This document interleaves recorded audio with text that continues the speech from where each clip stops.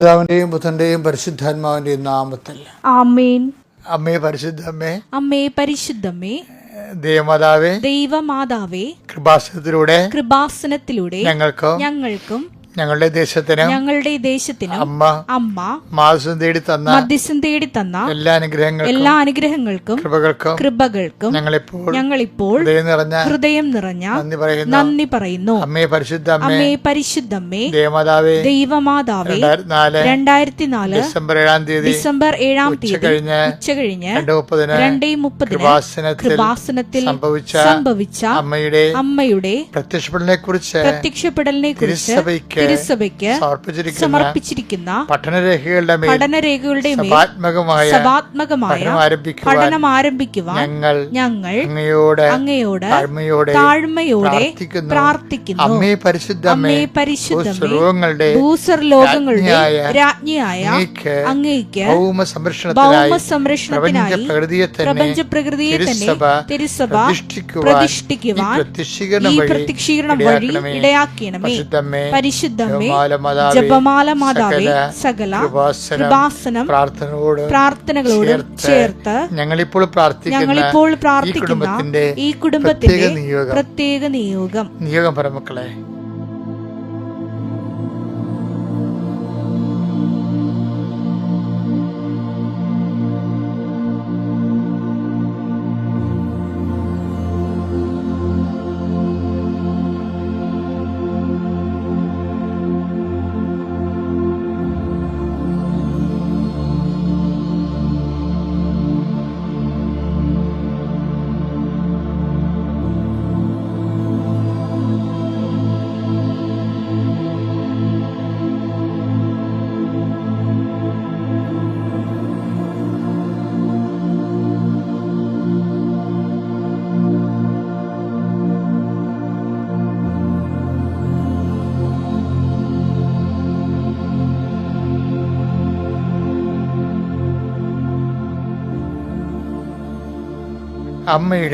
അമ്മയുടെ പ്രത്യക്ഷീകരണത്തിന്റെ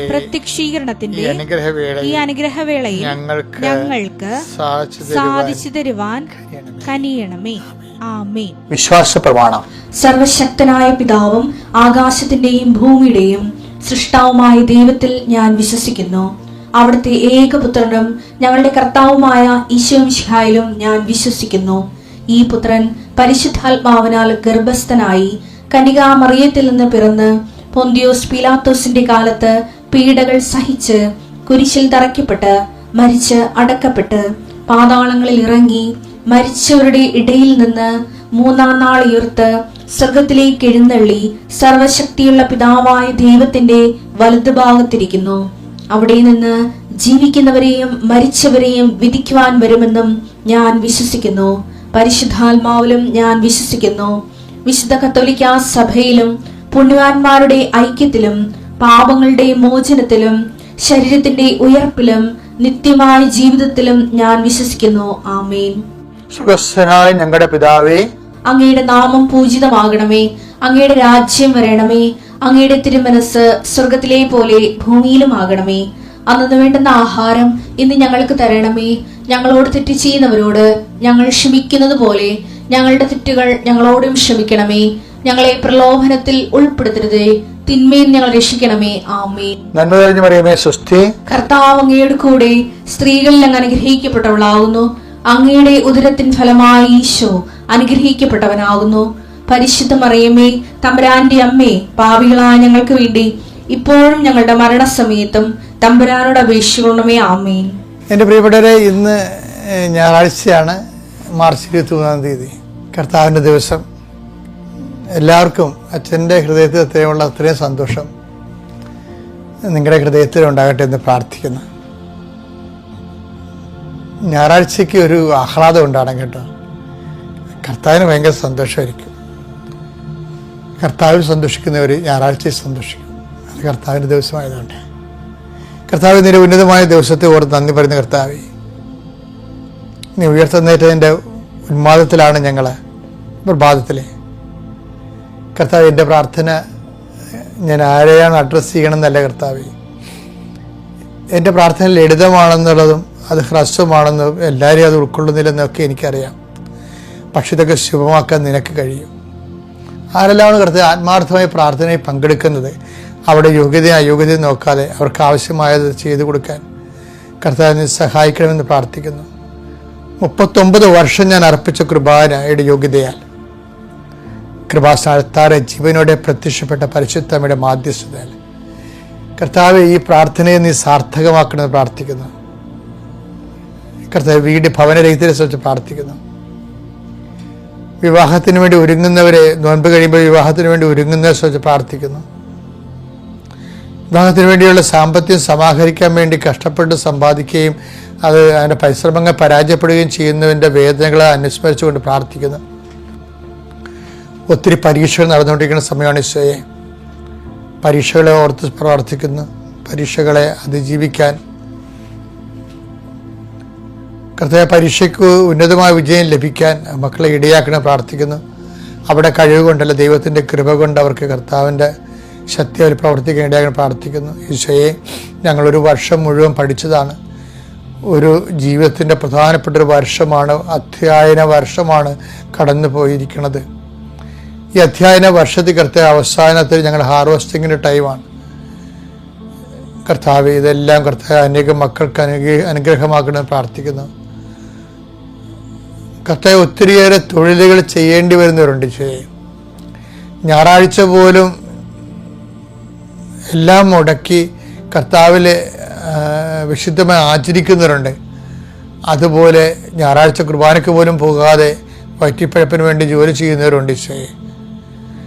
കർത്താവ് അങ്ങ് വിചാരിച്ചാൽ എല്ലാവർക്കും സത്യമായ വഴികളിലേക്ക് അവർ പറഞ്ഞു വിടാൻ കഴിയും.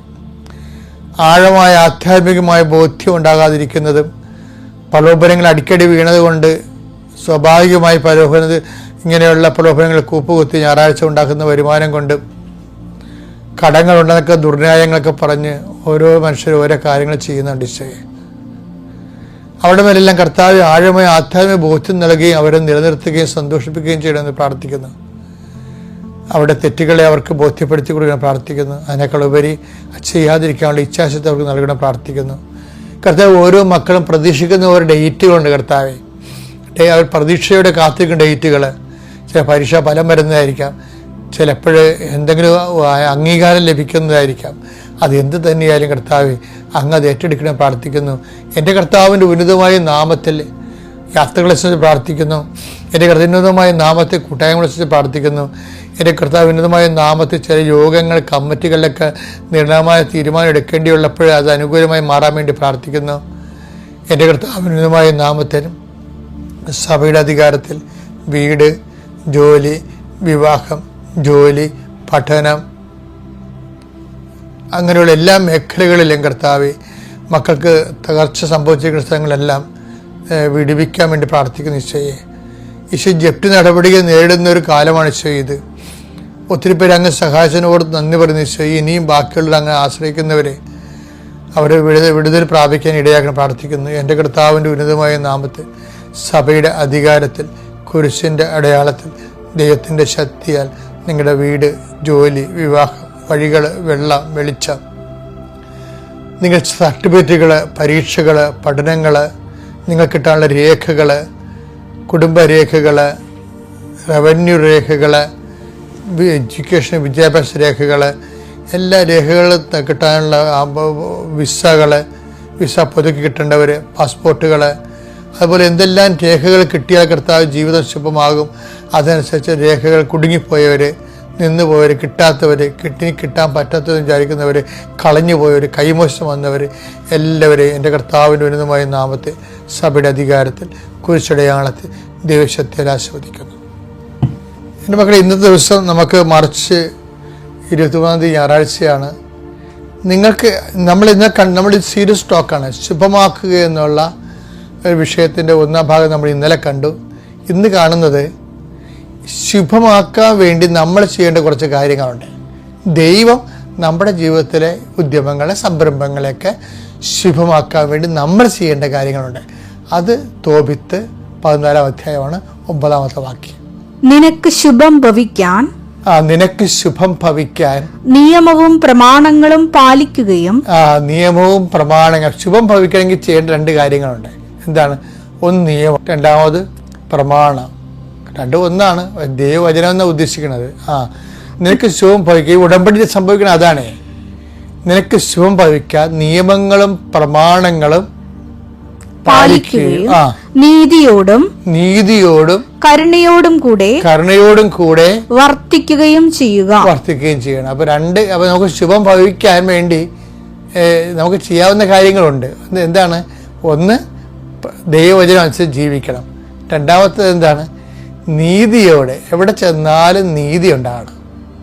അധ്യാപകൻ ഇപ്പോൾ പഠിപ്പിക്കാതെ നോട്ട് പോലും നോക്കാതെ ചുമ്മാ ക്ലാസ്സിൽ വന്നുകൊണ്ട് കഥകളൊക്കെ പറയുന്ന അധ്യാപകരില്ലേ?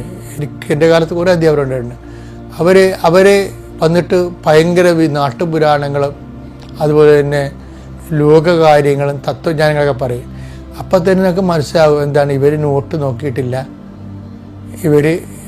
അതായത് വായ്ത്താളം പറയുമ്പോൾ തന്നെ പറയണ കാര്യങ്ങളൊക്കെ വല്ല പ്രഹോണ്ട് നോളജൊക്കെ ആയിരിക്കും, നീതിശാസ്ത്രമൊക്കെ ആയിരിക്കും പറയണത്. പക്ഷേ നോട്ട് നോക്കിയിട്ടില്ല. കുട്ടികളോട് കാണിക്കേണ്ട നീതി എന്താണ്? അവർക്ക് മനസ്സിലാക്കി കൊടുക്കാനുള്ള നോട്ടുകൾ പ്രിപ്പയർ ചെയ്ത് കൊടുക്കണമല്ല, അത് നീതിയല്ലേ? അധ്യാപകൻ കാണിക്കേണ്ട നീതിയാണ്. പഠിച്ചുകൊണ്ട് വരുന്ന പാഠങ്ങൾ കൃത്യമായി പഠിച്ചുകൊണ്ട് വരുന്ന ആരുടെ നീതിയാണ്? കുട്ടികളുടെ നീതിയാണ്. അപ്പോൾ എല്ലാ മേഖലയിലും നീതിയുണ്ട്. ഭർത്താവായ ഓരോ തസ്തികയിലും നീതിയുണ്ട്. ഇപ്പോൾ വികാരിച്ചതിന് നീതിയുണ്ട്. എനിക്ക് എൻ്റെ ആൾക്കാരോട് കാണിക്കേണ്ട നീതിയുണ്ട്. അപ്പോൾ നീതി നമ്മൾ നടപ്പിൽ വരുമ്പോൾ അനീതിയായി പോകുന്നുണ്ടെങ്കിലാണ് ജൂബിലി വെച്ചിരിക്കുന്നത്. ജൂബിലി ഇല്ലേ? ഇപ്പം രജത ജൂബിലി, സുവർണ ജൂബിലി എന്നൊക്കെ പറഞ്ഞ് നമ്മൾ ആഘോഷിക്കുന്ന ബൈബിളിൻ്റെ നീതിയാണ്. കുറേ നാളിങ്ങനെ ഒരു 25 കൊല്ലം കർത്താവ് ദൈവത്തിന് ജയം ജീവിച്ച് കഴിയുമ്പോൾ അങ്ങോട്ടും ഇങ്ങോട്ടും ഒക്കെ ഒത്തിരിയേറെ കൊടുക്കാനും വാങ്ങാനും കടങ്ങളുണ്ടാകും. ആ കടങ്ങൾ അനീതിയായിട്ട് നിൽക്കുന്ന കാരണം ദൈവതിരുസന്നിധി നീതിയോടെ പുലരാൻ വേണ്ടി അവരൊരു കൊല്ലം മുഴുവനും അവരുടെ പറമ്പ് എന്തെങ്കിലും തെറ്റുകൾ സംഭവിച്ചിട്ടുണ്ടെങ്കിൽ പറമ്പ് കിടക്കണം. ഇഷ്ടമുള്ളവന് ആ പറമ്പിൻ്റെ ഉടമസ്ഥല്ലാത്തവർക്ക് കയറി അതിൽ നിന്ന് ഇഷ്ടമുള്ള എടുക്കാം. അത് അത് കിളുത്തു വന്ന സംഭവങ്ങളൊക്കെ ഒന്നും ഉടമസ്ഥ എടുക്കാൻ പാടില്ല. അത് ഇല്ലാത്തവനെ എടുക്കുക. അപ്പം അനീതിക്ക് അവർ പരിഹാരം ചെയ്യണമാണ്. ഒരു പരിഹാരം ചെയ്ത് അത് നീതിയെ സംരക്ഷിക്കുകയാണ്. ജൂബിലിയുടെ ഉദ്ദേശം തന്നെ അതാണ് ബൈബിളിൽ. അപ്പം അതുകൊണ്ട് അതുപോലെ തന്നെയാണ് നമുക്ക് ശുഭമാക്കുന്നതിന് എപ്പോഴും ഇതുപോലെ ജൂബിലി ടെമ്പർമെൻ്റ് ഉണ്ടാകണം. എന്താണ്? കുറേ നാൾ ജീവിച്ച് കഴിയുമ്പോൾ ഓരോ 25 ദിവസം കഴിയുമ്പോഴും നമുക്കൊരു മാസ ജൂബിലി വരും. എന്താണ് വെച്ചാൽ നമ്മൾ ഈ മാസം ചെയ്തതിൻ്റെ അകത്ത് എന്തെങ്കിലും അബദ്ധങ്ങൾ പറ്റിപ്പോയിട്ടുണ്ടെങ്കിൽ ഒരു ഓഡിറ്റിങ് എന്ന കാര്യം ഓഡിറ്റ് ദൈവത്തോട് മുമ്പിൽ കർത്താവ് ഇന്ന കാര്യങ്ങൾ ഇന്ന കാര്യം സംസാരത്തിൽ തെറ്റിപ്പോയിട്ടുണ്ട്, പിന്നെ നടപടിക്രമങ്ങൾ തെറ്റിപ്പോയിട്ടുണ്ട്. ഈ നോൻപ് കാലത്തൊക്കെ ഞാനിത് പറയുമ്പോൾ നിങ്ങൾ ശ്രദ്ധിക്കണം. ബൈബിൾ പശ്ചാത്താപം എന്ന് ഉദ്ദേശിച്ച് കഴിഞ്ഞാൽ നീതി പുനഃസ്ഥാപിക്കുന്നതിനെ ഉദ്ദേശിക്കുന്നത്. ഈശോ തന്നെ പറഞ്ഞില്ലേ, എൻ്റെ സ്വർഗ്ഗസ്ഥ പിതാവ് കാരുണ്യവനായിരിക്കുന്ന പോലെ നിങ്ങളും കാരുണ്യവനായിരിക്കാൻ. എന്തിനു വേണ്ടി കാരുണ്യവനായിരിക്കണം നമ്മൾ? അതിൻ്റെ ഉത്തരവ് എന്താ? അത് ദൈവം. അതിൻ്റെ ഉത്തരവാണ് ഈ തോബിത്തിൻ്റെ 14:9 എന്താണ്? ദൈവം നമ്മുടെ ജീവിതത്തിലെ പ്രവർത്തിക്കാൻ ശുഭമാക്കാൻ വേണ്ടി നമ്മുടെ സംരംഭങ്ങളെ ഉദ്യമങ്ങളെ എല്ലാം ശുഭമാക്കാൻ വേണ്ടിയാണ് നമുക്ക് ആവശ്യമുള്ള ദൈവത്തിൻ്റെ കരുണയാണ്. ആ ദൈവത്തിൻ്റെ കരുണ ആർജിക്കാൻ വേണ്ടിയാണ് നമ്മൾ കരുണ കാണിക്കുന്നത്.